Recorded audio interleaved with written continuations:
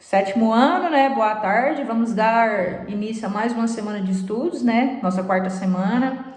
Esse assunto eu comecei uma pequena introdução com vocês semana passada, né? Que são as grandes navegações, ou também chamadas expansões marítimas. Ela, de certa forma, ela está ligada à nossa história, né? A história do Brasil. A partir do momento que nós começamos a estudar sobre as grandes navegações, nós adentramos ao processo de colonização do Brasil, né? E as grandes navegações, elas são o quê? São ali uma associação de interesses, né? Quais interesses? Nós temos o interesse da burguesia, né? Que quer acumular mais riqueza, mais capital, não é isso?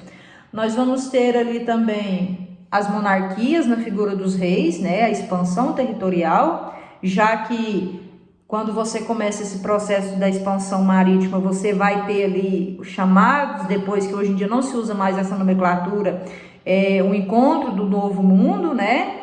E nós vamos ter também o interesse da Igreja Católica, porque nós estamos tendo lá na Europa a reforma protestante, né? E a igreja, de certa forma, está perdendo alguns fiéis. Então, para ela é interessante o quê? Achar novos territórios para que ela consiga angariar mais fiéis, né? Tá, quando a gente fala em expansão marítima, ou também grandes navegações, ela se dá ali por volta do século XV, né? O que vocês têm que ter em mente? Quando há a tomada de Constantinopla, Constantinopla, de certa forma, era um caminho, né, que ligava, lembra das cruzadas? Que ligava o comércio entre Oriente e Ocidente. E nós temos com o renascimento comercial e principalmente o renascimento científico, nós temos Gênova e Veneza tomando conta ali do Mediterrâneo. Então, para que tanto Portugal quanto Espanha conseguissem pegar as especiarias do Oriente, eles teriam o quê? Que passar suas embarcações ou comprar ali de Gênova e Veneza e comprava o quê? Mais caro, né? Então, qual que é o intuito também dessas grandes navegações? O principal que a gente pode ter aí, né? Vai ser o quê?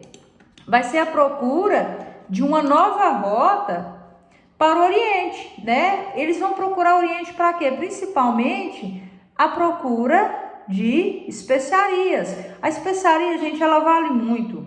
Por quê? Porque nós temos um período aí que os alimentos, eles vão ser conservados através do quê? Da pimenta do reino, da noz moscada, não é isso? Então, nós vamos ter tudo isso daí, tá? Então, as grandes navegações, de certa forma, elas vão ser influenciadas pelo quê?